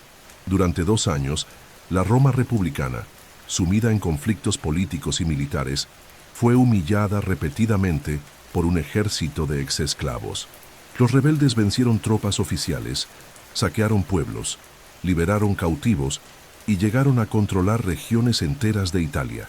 Alarmado, el Senado envió legiones sucesivas contra Espartaco, todas derrotadas. La revuelta adquirió proporciones épicas. El miedo se extendía entre los nobles. En cada casa senatorial, en cada domus rural, los ojos se volvían con terror hacia sus propios esclavos, temiendo que el ejemplo de Espartaco se convirtiera en una chispa incontrolable. A pesar de las victorias, el destino de los rebeldes era incierto. Espartaco, según los registros, deseaba cruzar los Alpes y permitir que sus compañeros regresaran a sus tierras natales, pero muchos de sus seguidores, embriagados por el éxito y la riqueza saqueada, se negaron. El ejército rebelde se dividió. El tiempo pasó. Roma se reorganizó. Y finalmente, en el año 71 a.C., el Senado otorgó el mando militar al ambicioso e implacable Marco Licinio Craso. Con férrea disciplina y brutalidad calculada, inició una campaña implacable contra los esclavos insurgentes. Construyó trincheras, bloqueos, asfixió las rutas de suministro y poco a poco cercó a Espartaco. La batalla final tuvo lugar en la región de Lucania. El ejército rebelde, acorralado, luchó con ferocidad, pero fue masacrado.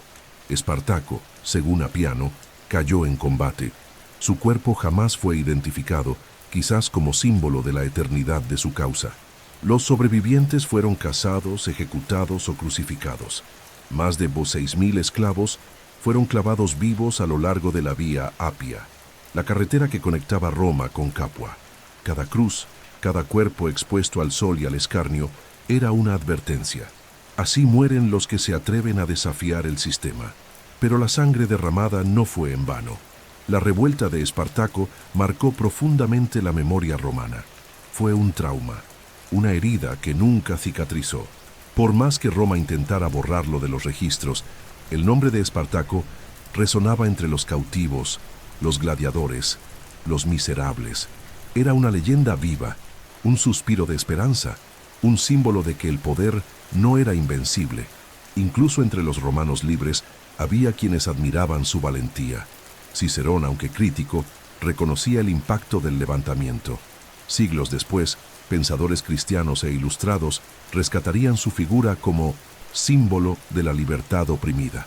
Es importante recordar que otras revueltas precedieron y sucedieron a Espartaco. La Primera Guerra Servil, ocurrida en Sicilia en el año 135 a.C., y la Segunda, en el año 104 a.C., También movilizaron a decenas de miles de esclavos, revelando que el sistema se sostenía no solo por la fuerza, sino por el miedo a su colapso. Pero ninguna de esas insurrecciones tuvo el impacto simbólico y emocional de la revuelta tracia. Espartaco no solo combatió, inspiró, no solo huyó, lideró, e incluso derrotado, jamás fue olvidado. La resistencia de los esclavos en Roma fue múltiple. Existió en el cuerpo que soportaba lo insoportable, en la fuga silenciosa que desafiaba el control, en los cultos secretos que preservaban identidades, en los pequeños actos de sabotaje cotidianos y, por supuesto, en grandes rebeliones como la de Espartaco. La opresión nunca fue absoluta.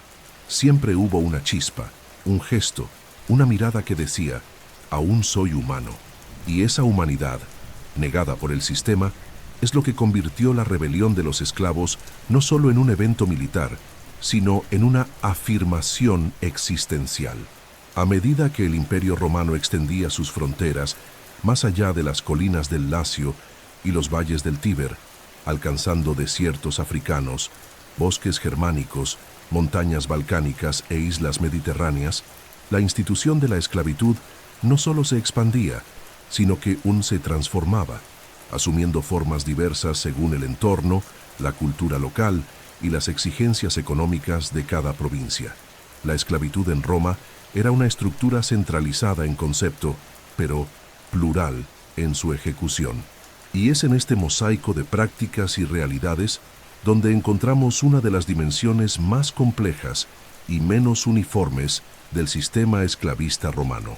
En regiones como Sicilia, por ejemplo, la esclavitud rural alcanzó proporciones masivas y brutales.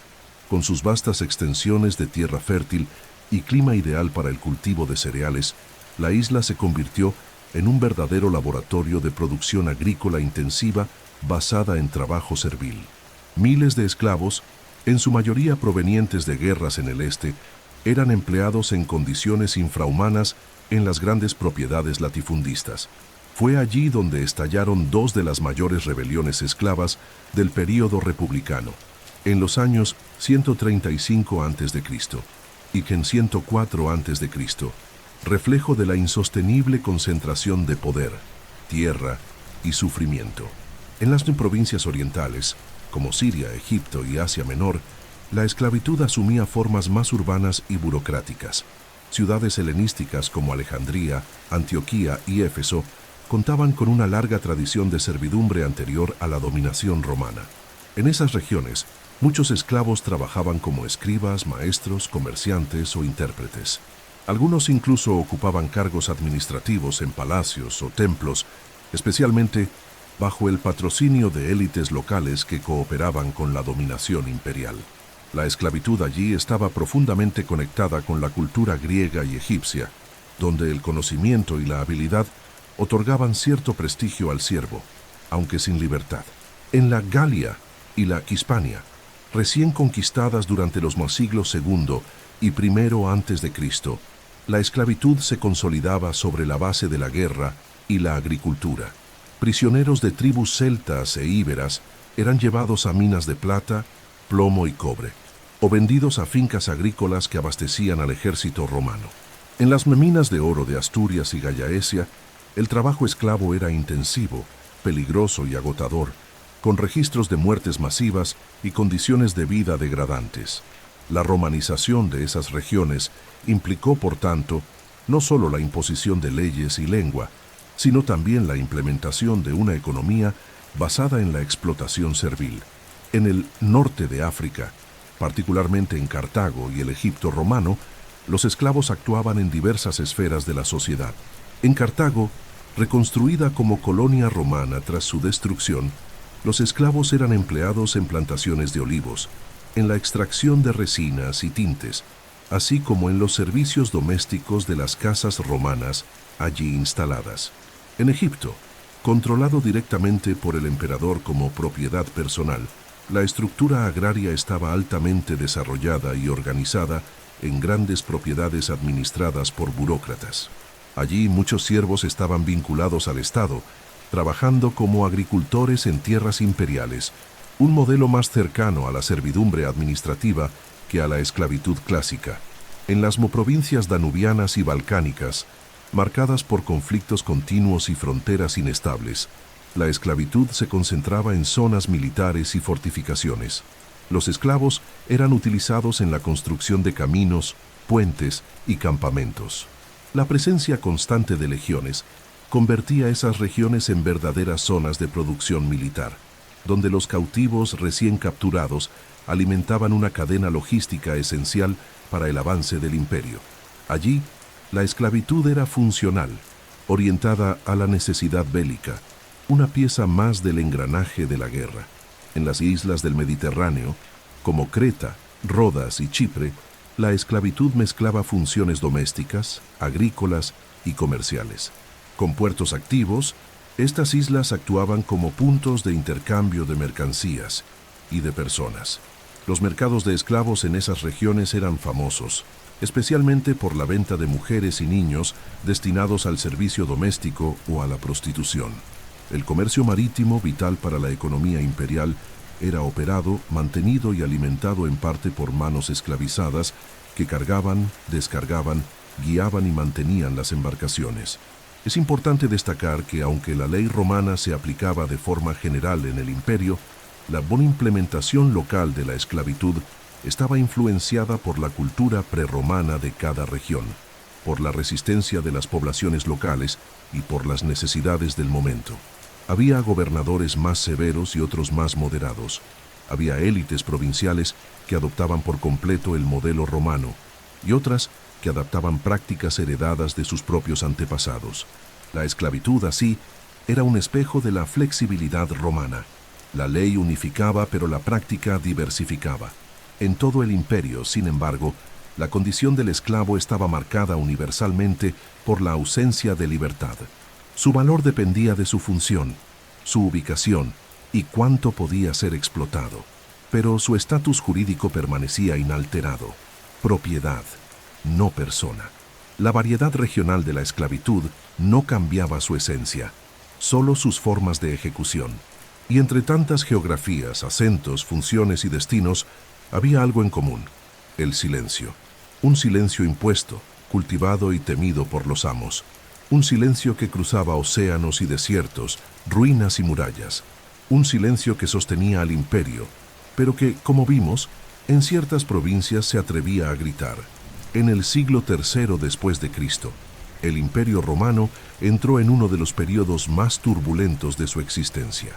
Guerras civiles, invasiones bárbaras, epidemias devastadoras, colapso monetario e inestabilidad política sacudieron los cimientos que habían sostenido a Roma durante siglos. Fue una época de emperadores efímeros, legiones desleales y fronteras en ruinas. Pero mientras los historiadores del pasado se centraban en los nombres de los generales y las batallas libradas, un fenómeno silencioso y transformador ocurría en los campos, en las ciudades y en las relaciones económicas del imperio. El inicio del declive del sistema esclavista tradicional y el surgimiento gradual de nuevas formas de trabajo forzado que moldearían el mundo medieval. Durante los siglos dorados de la esclavitud, Roma había asegurado un flujo constante de mano de obra cautiva gracias a sus victorias militares. Cada guerra victoriosa generaba miles de prisioneros que eran rápidamente insertados en el mercado interno, moviendo granjas, minas, talleres y casas señoriales. Pero con la desaceleración de las conquistas y el aumento de la presión en las fronteras, ese suministro comenzó a escasear. Las guerras ya no eran una fuente abundante de esclavos, y capturar pueblos germánicos o persas en masa se volvía cada vez más difícil. El sistema, hasta entonces autorrenovable, comenzaba a fallar. Además, las ciudades estaban en crisis. La devaluación de la moneda, iniciada con la reducción del contenido de plata del denario, llevó a una inflación galopante, y los grandes propietarios de tierras comenzaron a alejarse de las actividades urbanas, buscando seguridad y autosuficiencia en sus propiedades rurales. Los gastos en esclavos, que incluían alimentación, ropa, vivienda, vigilancia y mantenimiento, comenzaron a ser considerados excesivos. Muchos señores optaron por reemplazar a los esclavos por trabajadores libres empobrecidos, que se ofrecían para trabajar a cambio de abrigo, tierra para cultivar y cierta protección. Era el inicio de una nueva clase social, los coloni. Los coloni eran hombres libres, pero su libertad era frágil y cada vez más vacía. Viviendo en tierras ajenas, cultivaban parcelas y pagaban tributos al propietario, generalmente en productos agrícolas o servicios. No eran comprados ni vendidos como los esclavos, pero estaban atados a la tierra, y con el tiempo, su condición se volvió hereditaria. Ya no podían abandonar la propiedad sin permiso ni transferir sus derechos a otros.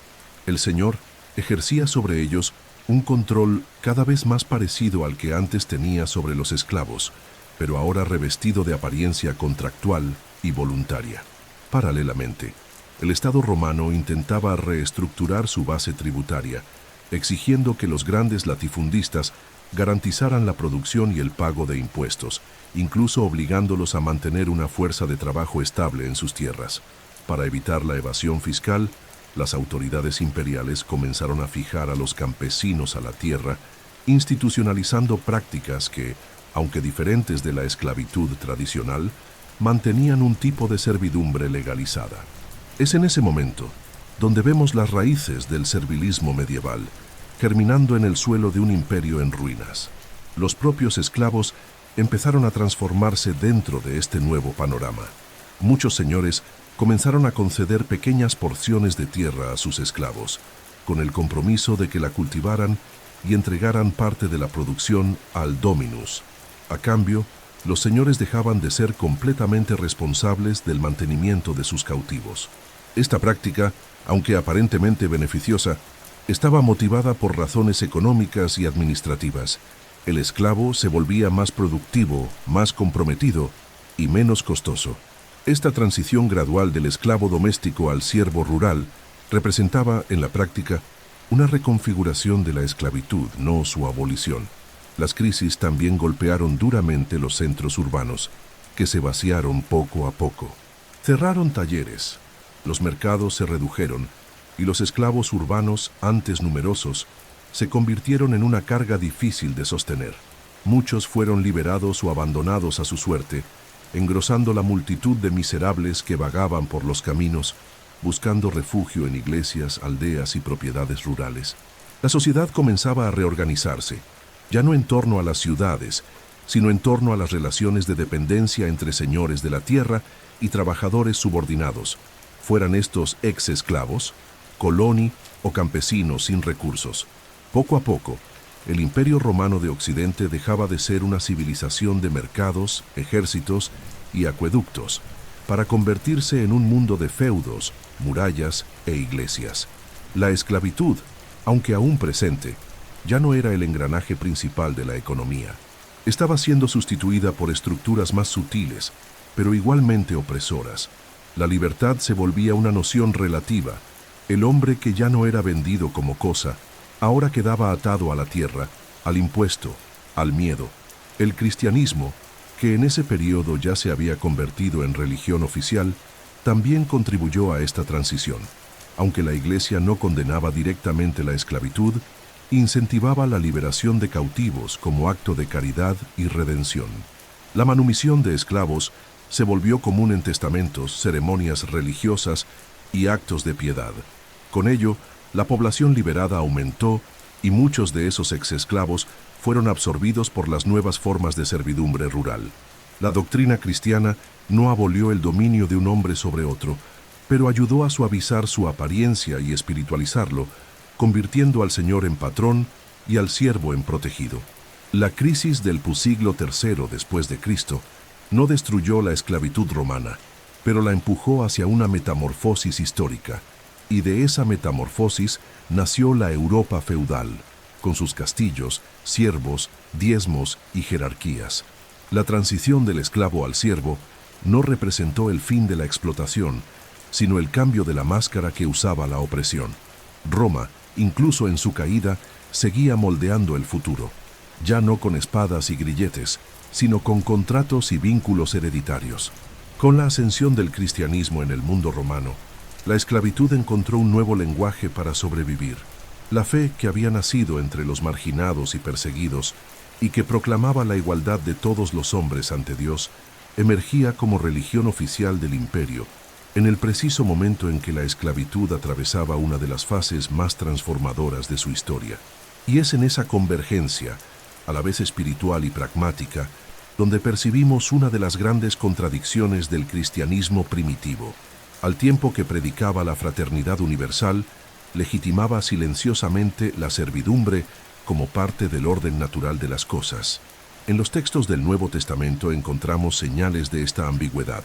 El apóstol Pablo, una de las voces centrales de la nueva fe, no condena la esclavitud de forma directa.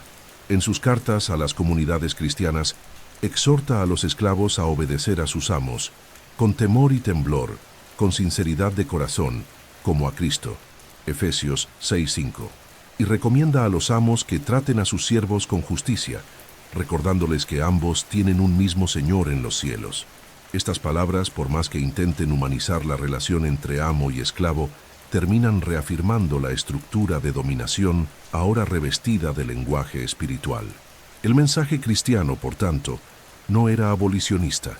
Operaba en el ámbito moral, no en el jurídico. Lo que importaba a la nueva religión era la salvación del alma, no la liberación del cuerpo. El esclavo era visto como un ser humano dotado de dignidad espiritual, capaz de alcanzar el cielo, pero su condición terrenal de servidumbre era aceptada como parte del plan divino, como una cruz que debía cargar, un medio de santificación. Muchos padres y obispos eran, de hecho, propietarios de esclavos, y aunque promovían buenas prácticas, como el trato compasivo o la liberación voluntaria, no defendían la extinción del sistema que sostenía la economía y la estructura social del imperio.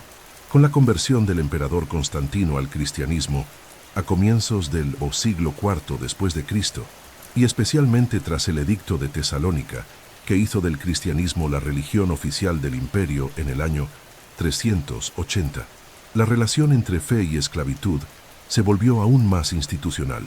La Iglesia comenzó a acumular tierras, bienes y poder. Muchos de sus monasterios e instituciones empleaban mano de obra esclava, al igual que los latifundios laicos. La justificación era sencilla. Si la sociedad estaba ordenada por Dios y cada uno ocupaba el lugar que le había sido destinado, entonces la esclavitud no solo era tolerable, sino también teológicamente justificable. Aún así, es necesario reconocer que el cristianismo también abrió grietas en el discurso oficial de la opresión. La idea de que todos los hombres eran hermanos en Cristo, de que el juicio final no haría distinción entre amo y siervo, y de que la caridad era un deber sagrado, generaba espacios simbólicos y prácticos para actos de misericordia y resistencia ética. La manumisión de esclavos como muestra de fe se volvió común. Los obispos liberaban siervos en días santos. Los testamentos incluían cláusulas de liberación como garantía de salvación eterna. La fe actuaba así como catalizador de pequeñas transformaciones individuales, aunque el sistema en su conjunto permaneciera intacto. El cristianismo también ofrecía algo que la religión cívica romana jamás había dado a los esclavos: un verdadero espacio de pertenencia espiritual. En las comunidades cristianas, los esclavos podían orar, comulgar, ser bautizados e incluso convertirse en líderes espirituales, especialmente en las regiones más periféricas del imperio, donde la estructura social era más flexible. En tiempos de persecución, muchos esclavos se convirtieron en mártires, testimoniando con su propia sangre su fidelidad a la nueva fe. En las tumbas de las catacumbas vemos inscripciones humildes grabadas por manos callosas, pidiendo intercesión divina, celebrando la fe, afirmando una identidad hasta entonces negada. Con la caída del Imperio Romano de Occidente y la transición al mundo medieval, la Iglesia pasó a asumir una función casi gubernamental en muchas regiones. Y en ese nuevo escenario, la esclavitud cedió espacio a formas de servidumbre rural que heredaban muchos de sus elementos, pero con nuevos nombres y estructuras. La Iglesia en ese proceso no se opuso a la servidumbre, la absorbió, la reguló y la espiritualizó. El siervo de la gleba ya no era una cosa, pero seguía atado a la tierra, al Señor, al diezmo y al pecado original. La dominación ahora era sacralizada, como si la desigualdad entre los hombres fuese parte de la armonía del universo cristiano. Aún así, el mensaje de libertad inscrito en las raíces del Evangelio jamás desapareció del todo. En cada comunidad cristiana, en cada monje, en cada mártir, existía la semilla de la dignidad humana que, siglos después, germinaría en discursos abolicionistas, movimientos de emancipación y doctrinas de igualdad. La contradicción del cristianismo frente a la esclavitud es, por tanto, un espejo de las tensiones que atravesaron toda la civilización occidental, entre fe y poder, entre justicia y tradición, entre el ideal divino y la realidad humana.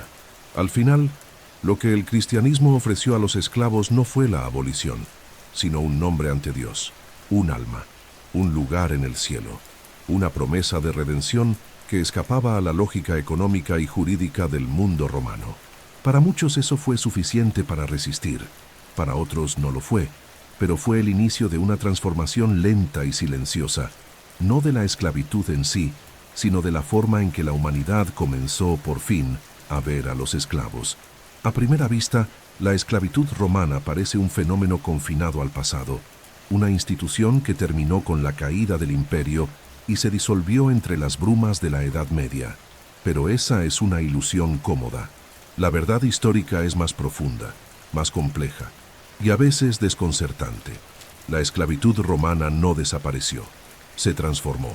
Sus fundamentos jurídicos, económicos, sociales y simbólicos penetraron en el tejido de la civilización europea, generando nuevas formas de dominación, servidumbre y desigualdad, que sobrevivirían durante siglos, bajo otros nombres, vestidos con nuevos ropajes, pero enraizados en la misma lógica de explotación del cuerpo y de la libertad.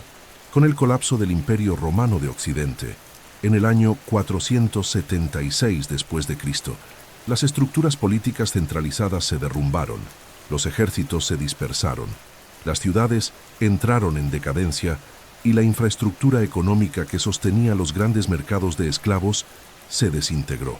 Las invasiones bárbaras, el éxodo urbano y la contracción comercial fragmentaron el mundo romano en una multiplicidad de feudos, aldeas fortificadas y propiedades autónomas.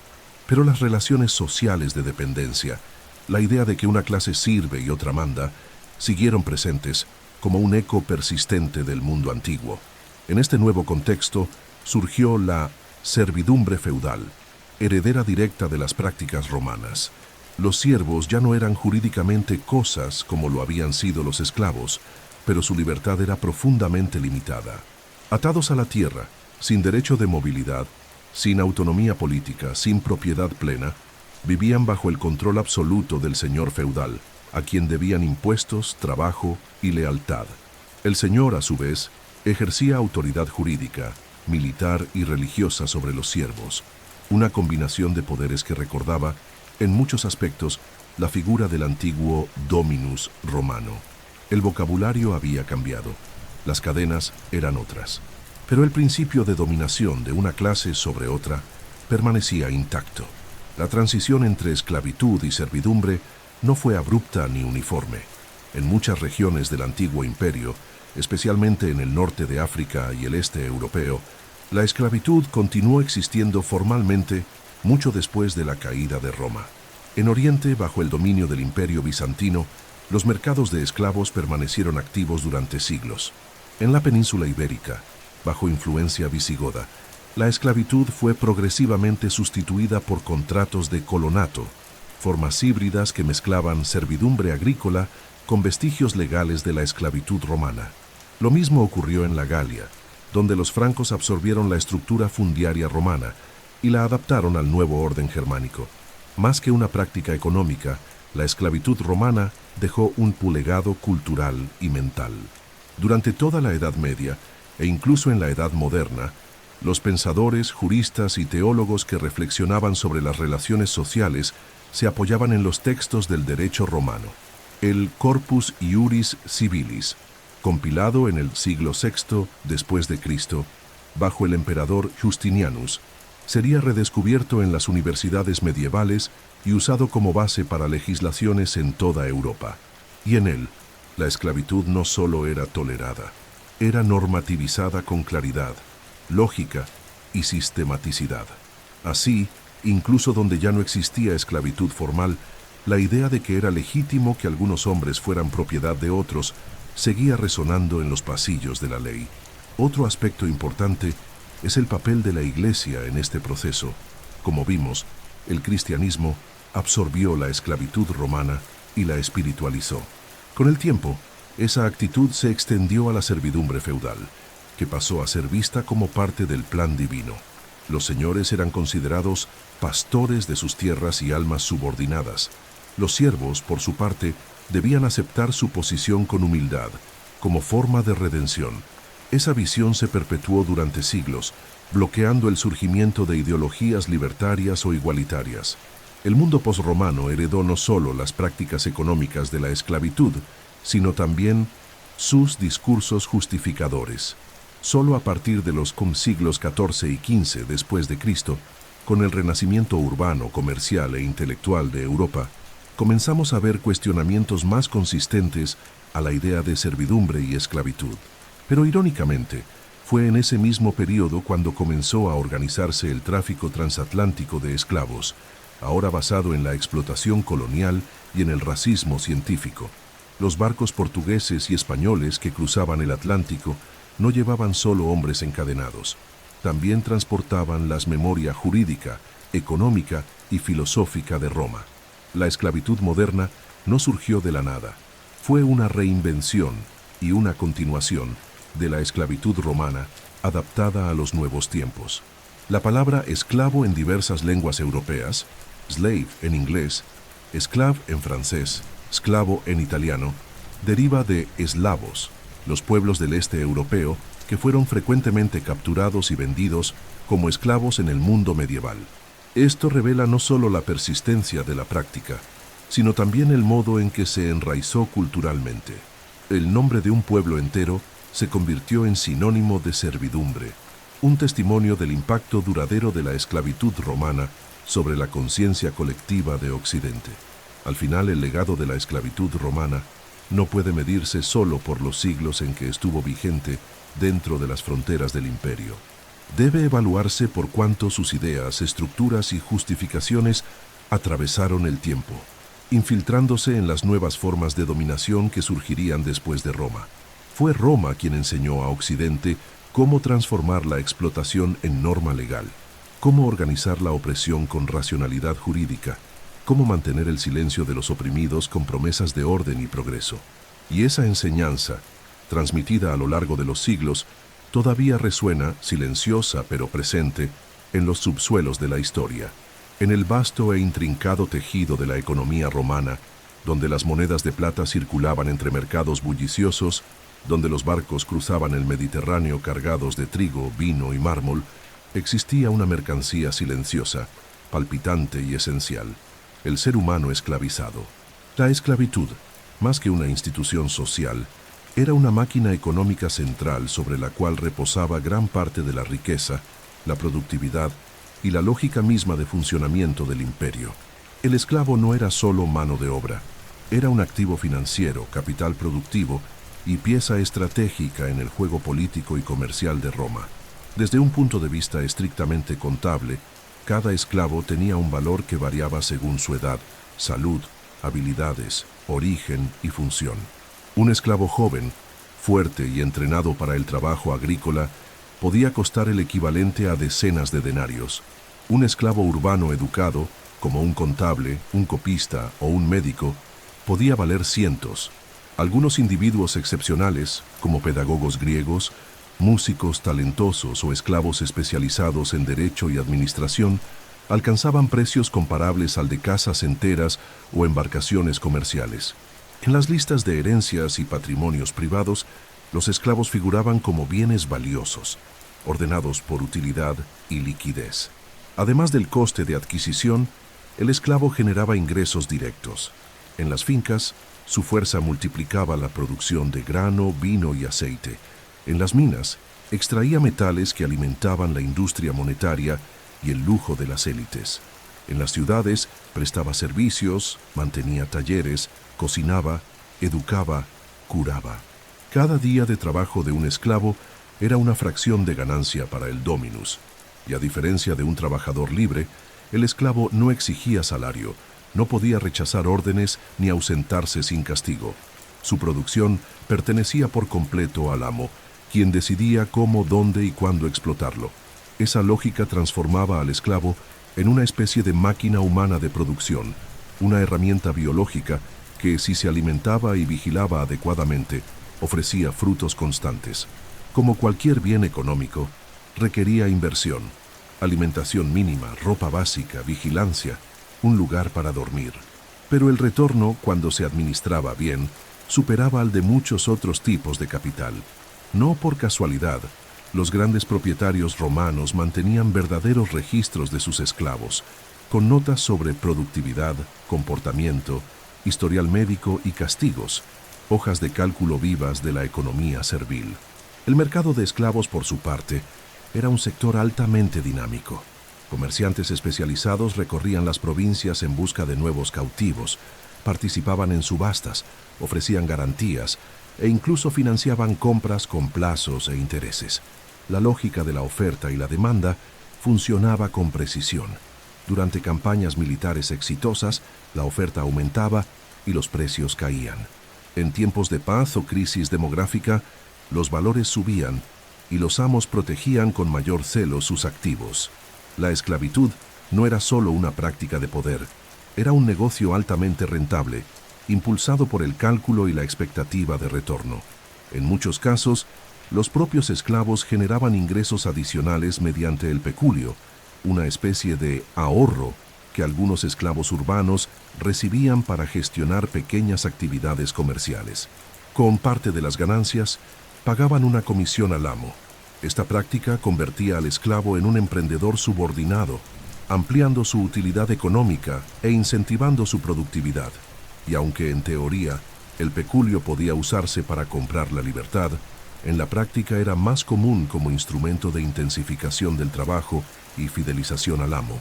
Incluso la reproducción de los esclavos se abordaba con lógica financiera.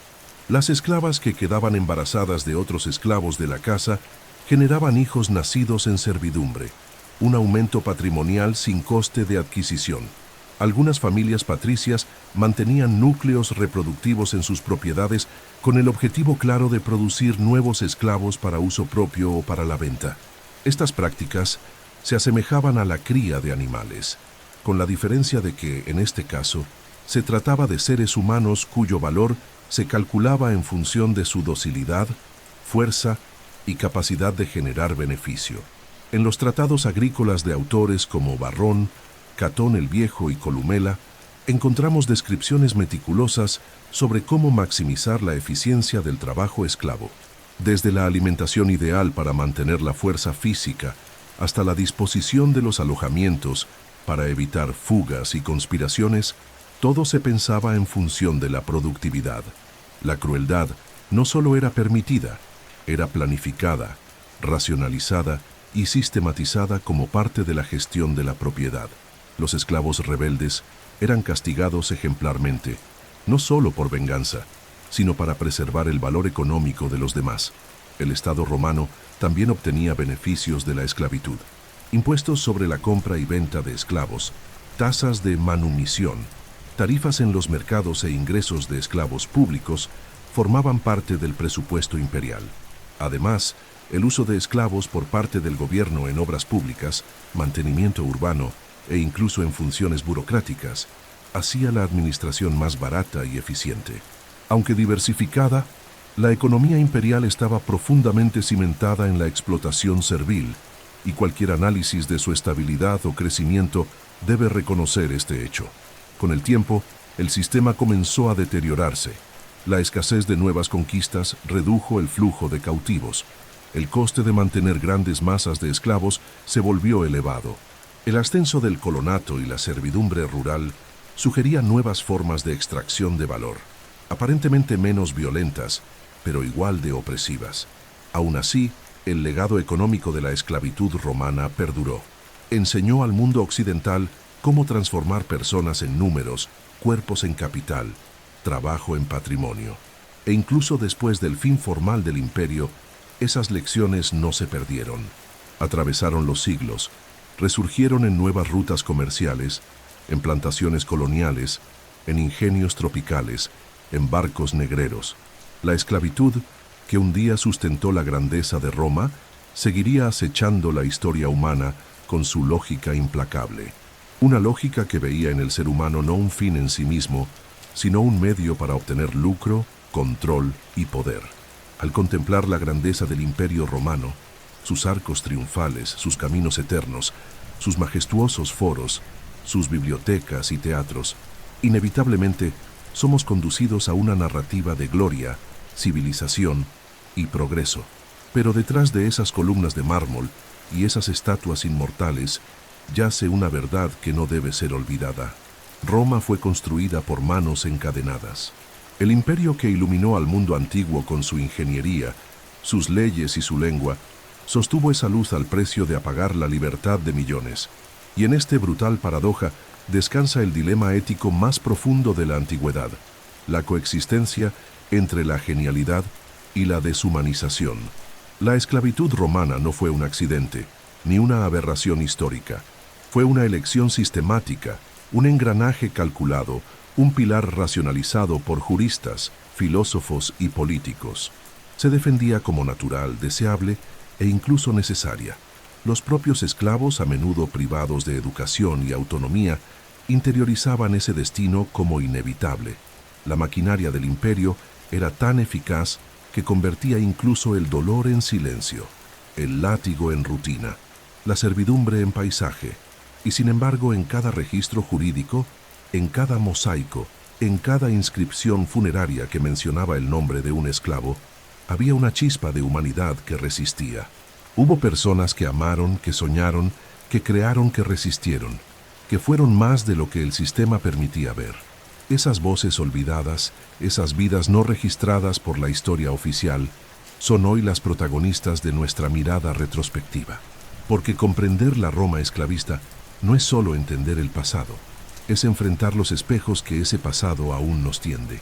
El debate sobre ética, libertad y poder que recorrió la filosofía romana, de Cicerón a Séneca, de Marco Aurelio a Epicteto, rara vez incluyó al esclavo como sujeto pleno. La moral se reservaba al ciudadano, la virtud al libre, la razón al dominador.